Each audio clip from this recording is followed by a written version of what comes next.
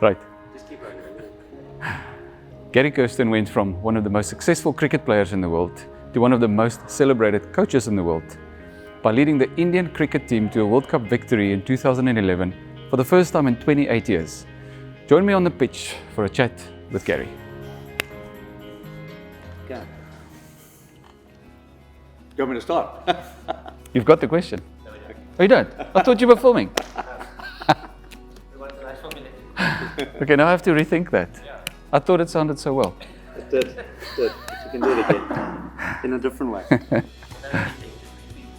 Just repeat.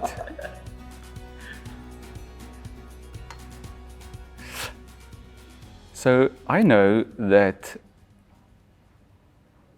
when one has lots of people that worship you, it tells you how great you are. That you need to have a very definite conversation with yourself in order to keep yourself grounded and humble and keep your perspective of where you fit into the world. And I think you do that well, Gary, from everything I know about you. What is it you tell yourself to stay humble? Yeah, well, thanks for that, Bertie. I don't know if I always do it well. My wife checks in with me and she says, no, sometimes you don't do it that well. A couple of things. First of all, I'm actually by nature quite introverted and shy. So I stay, by default, I stay away from the public domain as much as I can. In fact, I have a Twitter account that I don't administer. I get someone else to administer because I just actually don't even want to consume it at all, you know. Yep. But we feel it's important for our businesses and stuff. But yeah, I kind of stay away from that space. Humility for me is about being absolutely authentic to who you are as a person, number one. And number two, to also realize that you are incredibly privileged and blessed just to be in the space that you're in, you know, and not to take advantage of that. And that's where I think you can move out of humility, you know, when you think it's your right to be in the position that you're in. Yeah. So humility, or the concept of humility, I think is fairly easy. I think I'm learning along the way as well as to the different levels of humility. You know, we bandy around the word humility like it's something that you just understand and it's easy to act on it and behave accordingly to it. But I think it's more complicated than that. And I think I'm learning in some areas I'm not that humble, you know. But certainly in the public domain, I think it's very important to project yourself in such a way that this is not your right where you are. But the question is, if you now live in India and you know you have got tens of millions of people that will bang down your door just to shake your hands, what do you say to yourself when you wake up in the morning? Well, there are two things that happened through my experience in India. You know, I finished on the day that we won the World Cup with the Indian team. That was it. I didn't sign another contract, although I was offered one. You know, I had made a commitment to my family that I was going to come home. And two things happened on that day. One was we won the event, okay, which was going to change a lot of people's lives on that day. The other one was I was lifted on the shoulders of some of the Indian players, and they took me around what they call Wankhede Stadium, which is the stadium in Mumbai, and there were 60,000 people in the stadium shouting my name. And I had two emotions that came out of that. One was absolute and sheer embarrassment. I've never been more embarrassed in my life, number one. And the other one was gratitude, just a sense of gratitude. I mean, if this is what people are thinking about me, you need to honor that, you know. So I was incredibly grateful for that experience. Yeah. I still to this day, I mean, next year will be 10 years since that event. But still to this day, I do get you know, people coming up to me, mainly Indian people from around the world, and they will go, Gary, I just want to thank you for allowing us to win the World Cup. Yeah. That's the comment they make. And I want to tell them, but you can't, because it's a quick pass on comment. I want to tell them, it wasn't me. It wasn't me. All I did was I was part of the journey, and I was part of an experience with a group of very talented young cricketers, and we just worked it out together. And that's something that I heard you say, that you didn't go and teach any one of those guys any new talent because they were already talented. They were on the top of their careers. All that you did is you made sure you built a culture and you became the gatekeeper of the culture. And I'm sure that created space for very talented people to thrive in. But nowhere did I ever see you talk about the detail. So what does that space look like? So I want to talk about coaching and leadership, more or less in the same space, because I believe in South Africa we have a lack of understanding good leadership. As a leader or a coach, when you have these very talented player or people working in our organizations, what would you say are the keys to good leadership that creates the right environment for people to thrive? I mean, that's a great and very deep question that we could go on for a long time. And I don't profess to have any of the answers. I mean, you've had your leadership journey, and I think there are great lessons out of everyone's journey. The one thing that stands out for me in my journey is that defining leadership is massive. I think once we can understand what that means to you, what leadership means to you, then I think you can embark on the journey. So for me, that was very important. It was the first question I asked myself when I got thrust into the job. Literally, my first job as a coach. How are you going to lead? You know, how are you going to help these players or this team be the best version of itself? And some of them were already big names, right? Some of them were big names, yeah. But we all knew that as a team, they were just kind of always middle of the table. They never maxed out on their abilities, which then put my leadership into question. And I remember saying to myself, well, the one thing I'm not going to do is tell people what to do. Because first of all, it's not my way.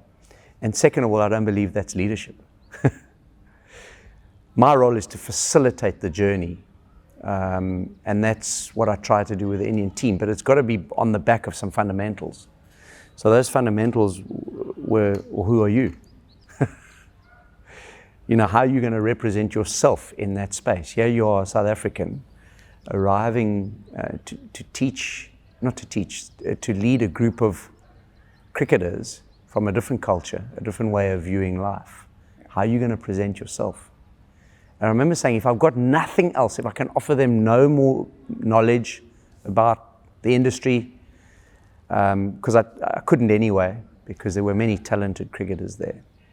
How are you going to represent yourself? And I remember I said, there were three things I said to myself. I said, number one, the one thing that I can offer this team, that I think I can be ahead of any other coach, is I'll work tirelessly with each player individually. So the first thing I wanted to do was make sure I was available to each player individually. So I did that. And I never ran one team net session. My assistant coach ran it. All I did is I went into one net. And I had 6 or 7 players every practice come up, and I had a one-on-one with them. And I could connect with them and get to know them and build a relationship.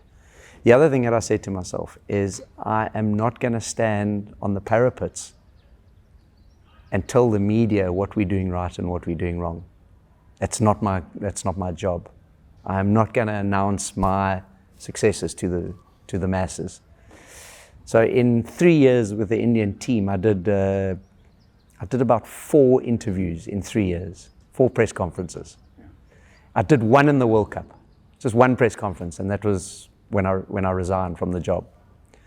So that was very important. And then the third thing that was very relevant to me is to lead by example. I just wanted, okay, who am I as a human being? So one thing that stood out for me is my Christian values were very important, you know, to come in and say, this is what I stand for, this is what I believe in.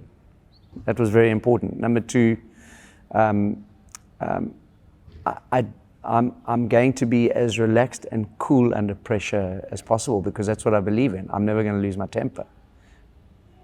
I think I lost my temper once in 3 years with the team, and then they were all quite shocked and taken back. He said, no, we weren't expecting that. You know, I got really angry because we hadn't performed well. So for me, and then I think the third thing was, which was probably the most relevant thing, is how do I facilitate this journey in such a way that we can all have the time of our lives? And facilitation became the key kind of component to the leadership journey that I went on. So if you had to choose one word to define what is leadership, what would that be, and what is leadership not?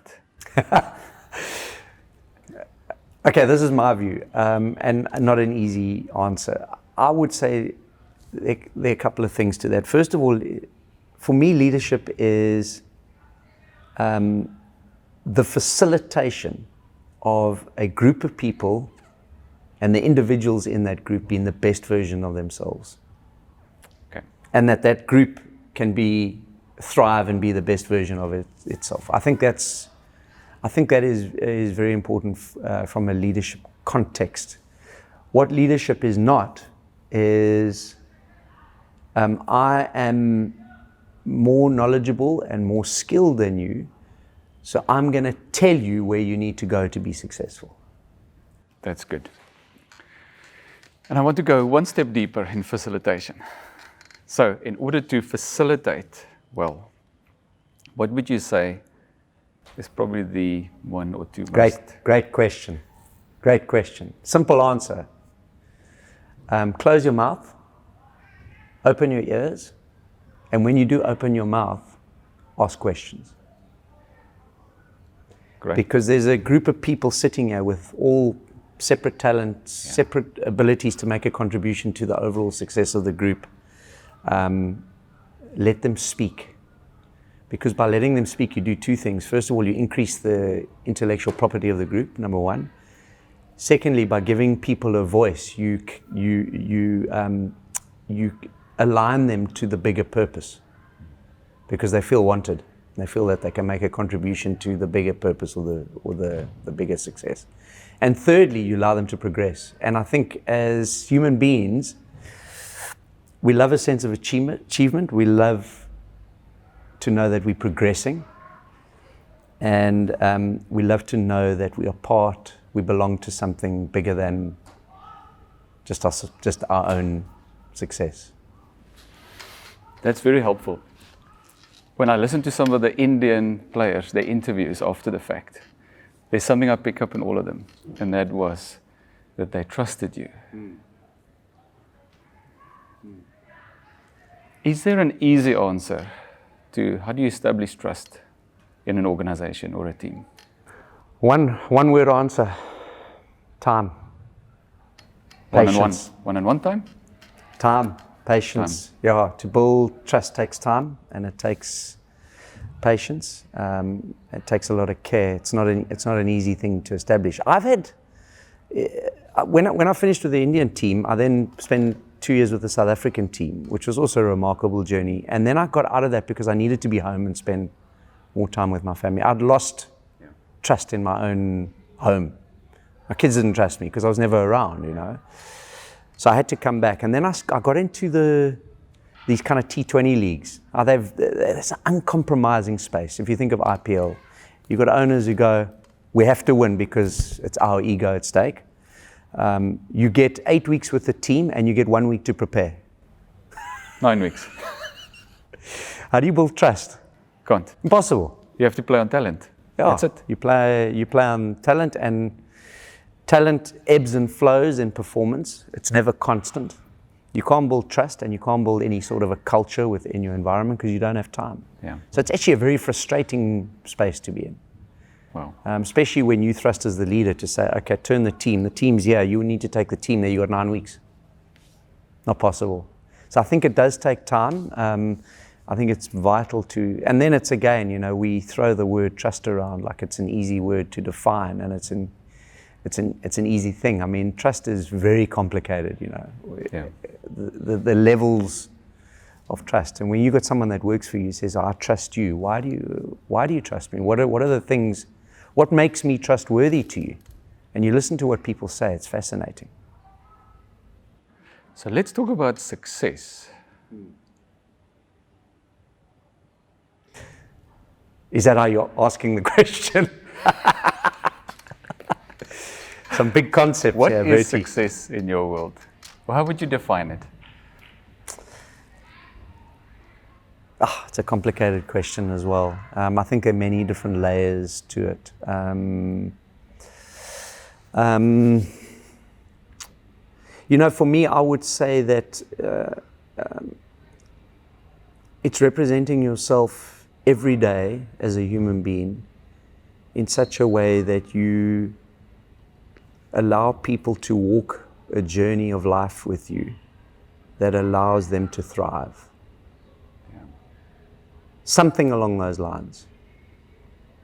How do you represent yourself every day when you wake up in the morning and to say, today, I'm going to walk a journey of life that allows other people to potentially be the best version of themselves on their day or to thrive in the environment that you are operating in. So there's something in there. Maybe another layer is, do I wake up every day feeling that I can make a contribution to a lot of other people's lives? Do I wake up every day knowing that there's an opportunity for that? There's something in there. Yes. I don't know if I quite know the answer, and I think there's a spiritual determination to that in as well. Is, am I waking up every day to be the person that God wants me to be? Yeah. And here's what I hear when I hear you say that. Every day when someone else can win because of me, it was a successful day. Does that sound about? Yeah. So what is success not? So in the world of sport, which is my world, we have become mesmerized by the win-lose column. Yeah. Mesmerized by the result. And I think the world in any industry is like that. We'll look at numbers and we'll say this is success, this represents success, and this doesn't represent success. But I'm now very clear in my 53 years of being on this earth that success is absolutely not about that, because that is just a short part of the journey of life. That moment of success is a short part of the journey of life. It's a snapshot. It's a snapshot. It's just a moment. And what it is, it's just a marker. Yeah. It's a marker to say, for that moment in time, there were things that you did that stacked up right. And by the way, there's a lot of luck attached to that as well. Yeah. Okay, so accept that. So that's a marker. So success for me is to acknowledge that marker. But there's another marker that we often neglect of success, and that's failure. Yeah. And that's losing. And I think there's actually, we underestimate the power of where success in your life sits in failure. We underestimate that. We underestimate vulnerability. We underestimate the concept of weakness. We underestimate the concept of losing. Yeah. Because in there lies so much learning about who you are as a human being. So success for me is not the results column. It's not the win-lose column. Success is an absolute journey of life where you need to acknowledge. I saw a quote the other day, someone said, winning and losing are imposters. Wow. Yeah. Both. Both. Winning and losing are imposters. What they were saying is, don't take any of them too seriously. Yeah. If you go to the Olympic Museum in Lausanne, they have, as you walk in to the Olympic Museum, they have a definition of competition. And it comes from a Greek word. It's two. The word is called pater. I'm not sure I'm pronouncing that correctly.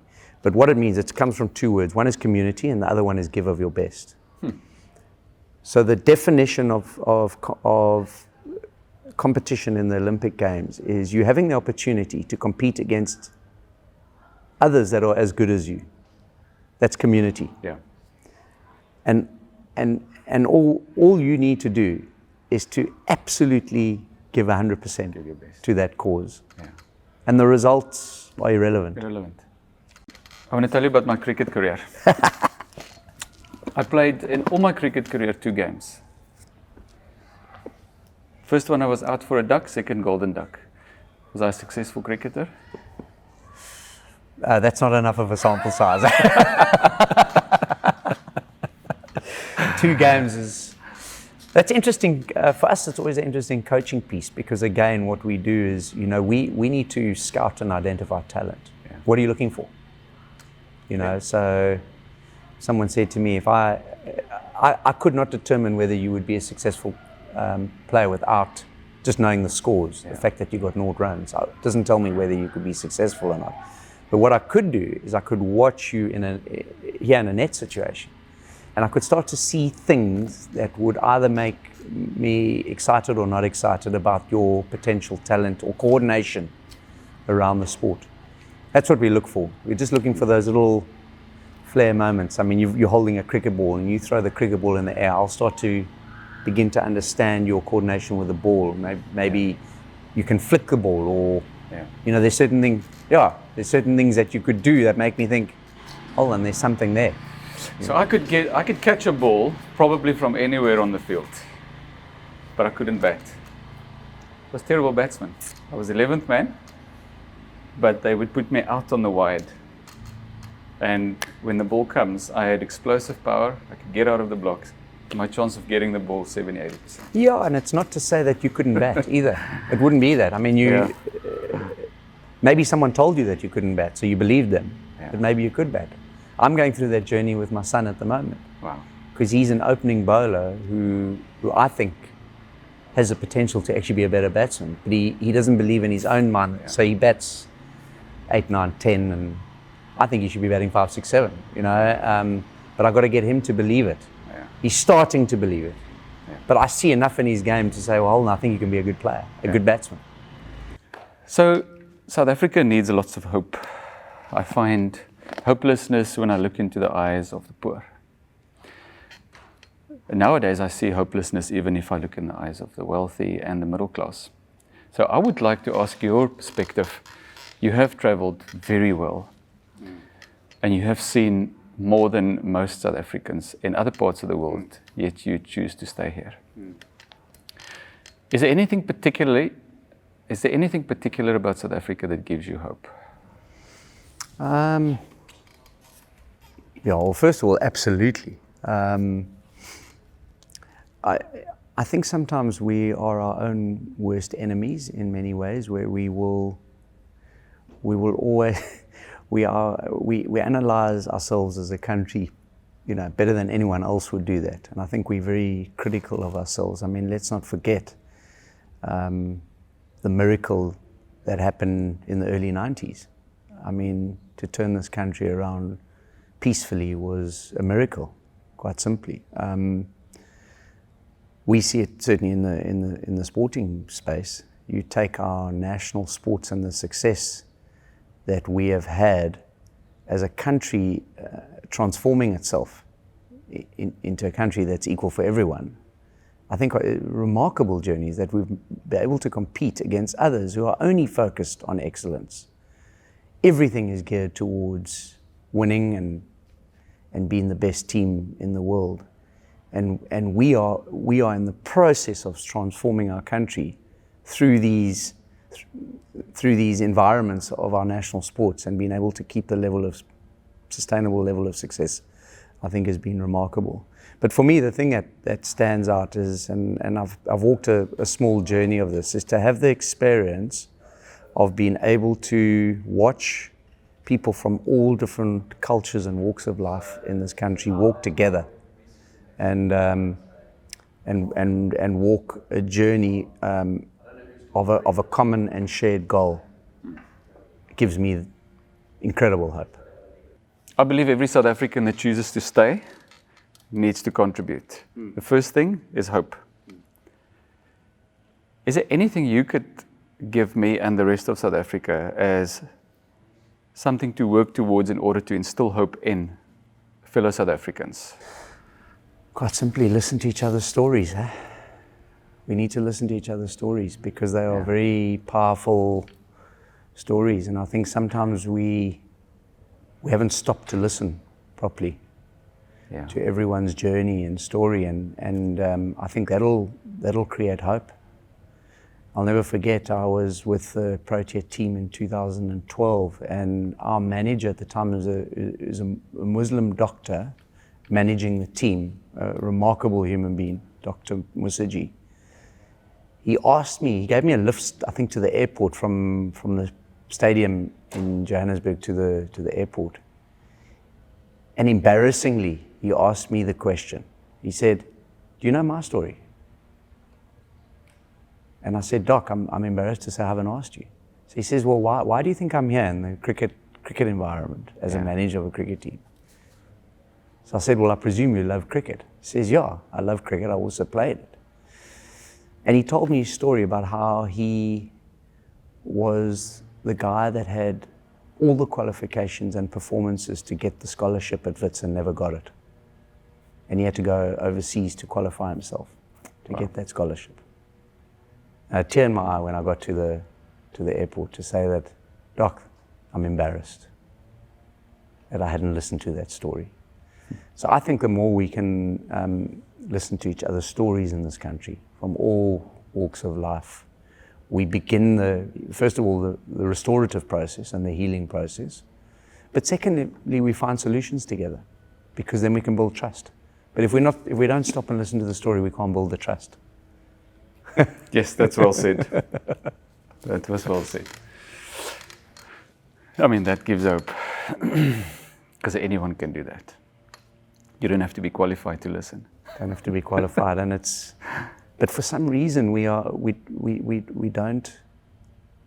don't hear.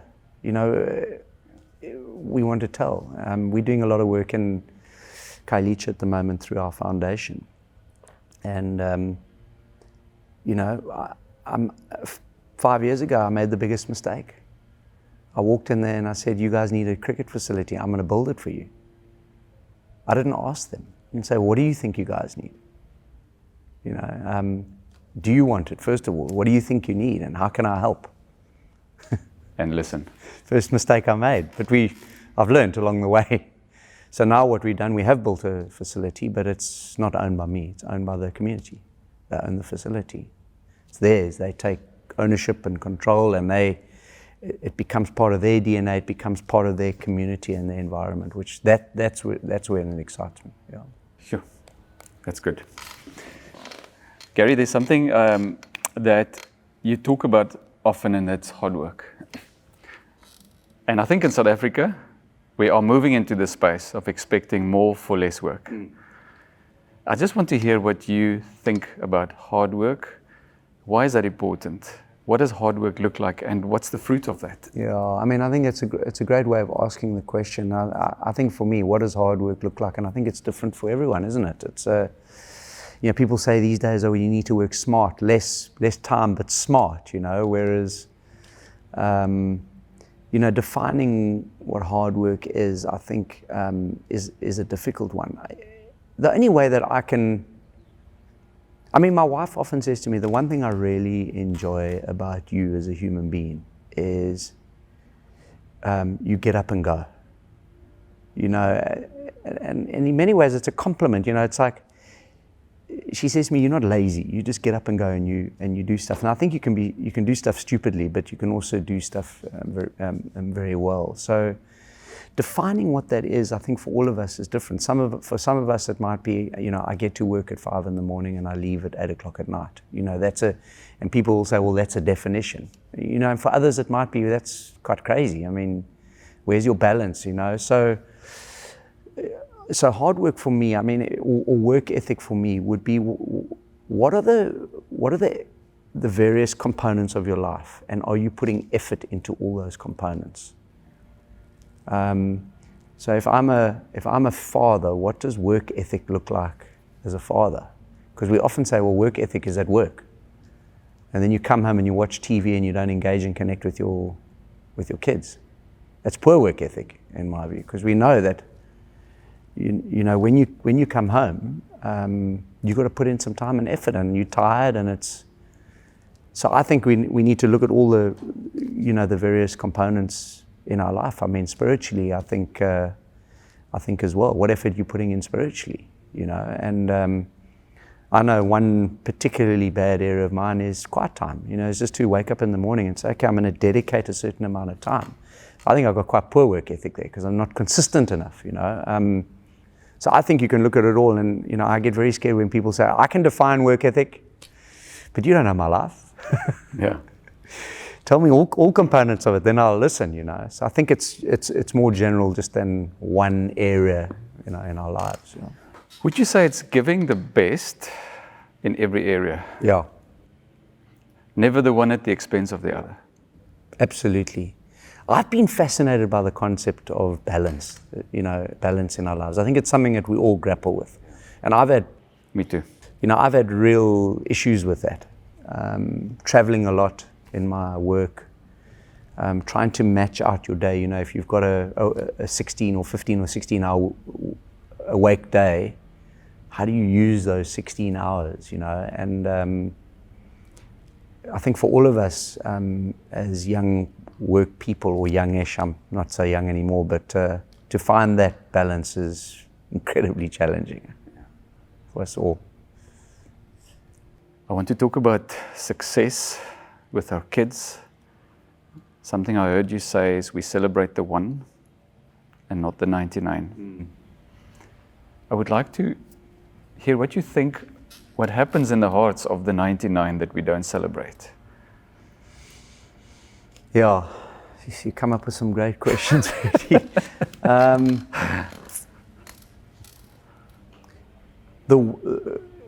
What the world has done to us is it has created stimuli that has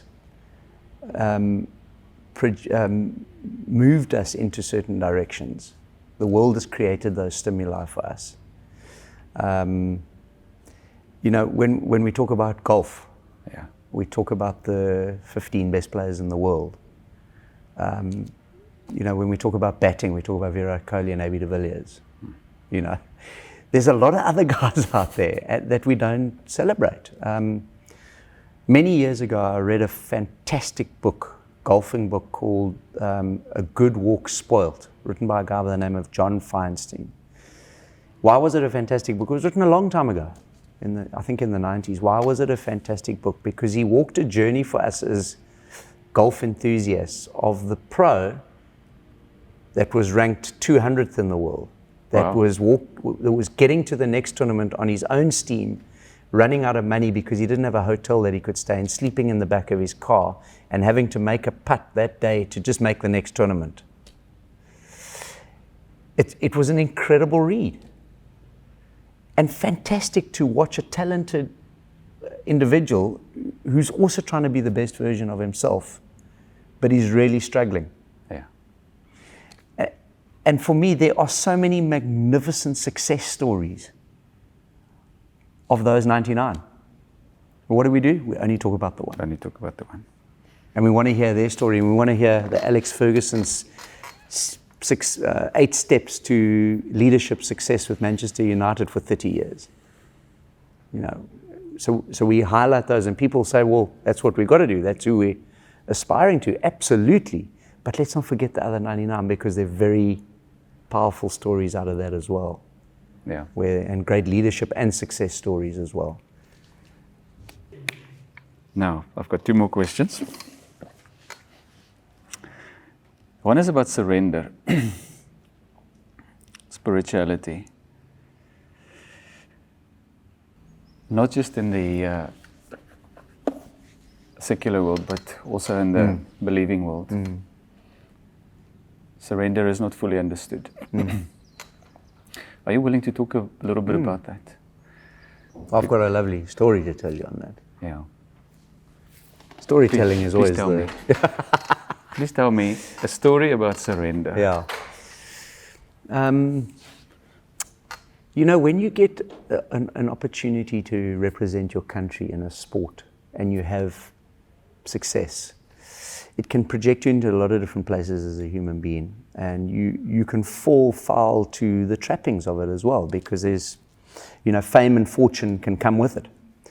And often what happens in that space is you lose perspective on who you are as a human being, and then often it's extreme failure that wakes you up, which is exactly what I went through. I had this success. I got to a stage in my career where I was really battling with form, and a lot of my life was dictated to and driven by scoring runs and not scoring runs. My whole makeup of who I was when I was scoring runs, I could puff my chest out, walk with my shoulders back, look at people in the eye and say, look at me. When I was doing really badly, I would cower a little bit, not want to engage. And in many ways, for a period of time, I was representing myself in that fashion. And cheap as then did I have a wake-up call of the highest degree, the late 90s. I hit rock bottom in form. I mean, I literally just couldn't score a run. I was depressed. Thank goodness I just got married to my wife of 21 years today, who were able to give me some proper perspective then. But, you know, I was on the verge of being dropped from the team, basically, from the Protea team. You know, I'd had a 5-year career with the Proteas then. So I was one of the more regular guys in the team. Finished a test match, I'd got no runs again, and I literally didn't think I'd get picked for the Boxing Day test match at Durban against England, and that was in 1999, and I got picked. And when I saw my name in the paper to be picked to play that game, I was actually depressed. I didn't want to play. I wanted to cop out. I wanted to wrap up. I just said, I've done my bit, you know. Anyway, I went to that test match, played against England. They batted first, got 420 in the game. It was a bit of a weather-affected game in Durban. Went into bat, and I remember saying to myself, well, this will be your last test match anyway, you know. I went into bat. First innings, I got 11 runs. It's regarded as a failure. Although I got to double figures, which was quite a big thing. And we were bowled out that day, and we went into bat that next day. I think it was the third day of the test match. We went into bat straight away. I remember there was about 10 minutes left in the day. And I went out to bat, and I thought, brilliant, I can get this test match stuff over with today, you know. I didn't get out, but I should have got out. Yeah. I played and missed, and I was on 2 not out overnight. End of the day's play. Went back to the hotel that evening, and I remember saying to my wife, she was with me because it was Christmas time, and she said to me, I said to her, tomorrow's the last day, I can't wait, you know. It was a bit of lightness in me, there was no expectation. And then she said to me, you know what we're going to do for the next half an hour? We're going to pray. So we sat down, and we just started to pray. And what did we pray? Surrender, relinquishment. Yeah. Let it go.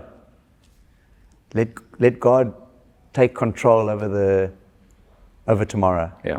I woke up the next morning. I've never felt so light in my life. Light. I just went out, and you said, what will be is going to be. I wasn't nervous at all. And I went out to bat, and it was the most bizarre experience. I'm not going to give you the whole story, but the bottom line was I batted for 14 hours. Yeah. The second longest innings in Test history. On that day. And I got 275. And it was a journey of relinquishment. But the journey of those 14 hours was the continued relinquishment. It was an amazing out-of-body experience. I had no confidence. There was no ways I deserved to score runs on that day. I was not prepared mentally. I had given up on myself as a human being. Yeah, and I was lifted by God through that journey. And his plan was, no, you're not done yet. Mm. I played another 50 test matches, batted another 5 years for South Africa, and retired on my own terms. Well, yeah. So that's a powerful story. I should have surrendered after that first duck. But as you said earlier, you know, we fight it, don't we? Yeah. We fight it because we think I can do this. I've got this one. And I've done that all through my life. Yeah. Learned from my mistakes, you know. And the older I get, the more I realize it's actually not about you. And I guess we have to talk about cricket a little bit again, particularly about India again. There was just 2 questions that I was thinking about when you reflect. It's almost 10 years. What do you think you did for the team, for them, and what did you learn in the process? I think what my offering was to the team was we can have success as a group of people, but we need to do it the right way. You know, there's a way to achieving success, and the way to do that is we can have a lot of fun together. We can enjoy building friendships, building relationships, meaningful relationships. And I think through my leadership of that space, that's what we try to create. I mean, we became really close as people, and that was a massive privilege. And I think that's what I took away from that journey with India, is just another level of very close relationships and trust. You know, Sachin Tendulkar, who's a celebrated hero of India, and still is to this day, what an incredible human being, and for me, without doubt, the greatest sporting role model I've ever met in my life, for the adulation that he receives in India. You know, he came up to me on the last day that I had with the team, and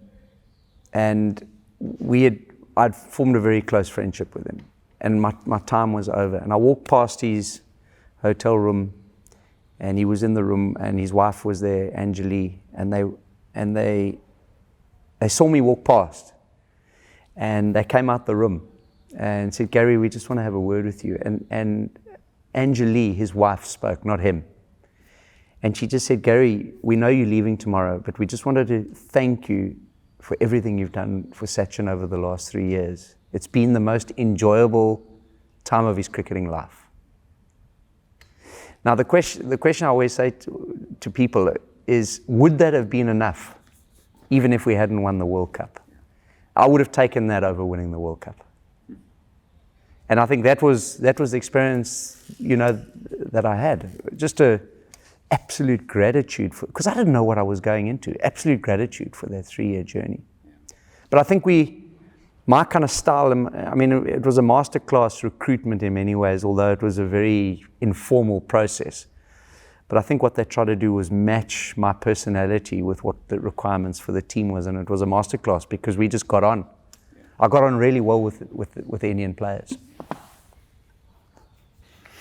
And did we answer the question, what did you learn from that? Yeah, I don't know. I think for me, the learning out of that journey with the Indian players was that no matter where you come from in whatever journey that you've walked and where you come from, if you take the time and the effort to understand people and get to know them and connect with them, they will walk through a wall for you. But you need to spend the time to really get to know them. And I think that was the greatest learning, that, you know, we can come from a very different parts of the world, and that is the South African story. That is the South African journey. If we take the time to just understand, we can achieve so much together. That's beautiful. We can't do better than that. Is that enough? There's a lot in there. Yeah. Cool. That was very well said. Cool. It gives me hope.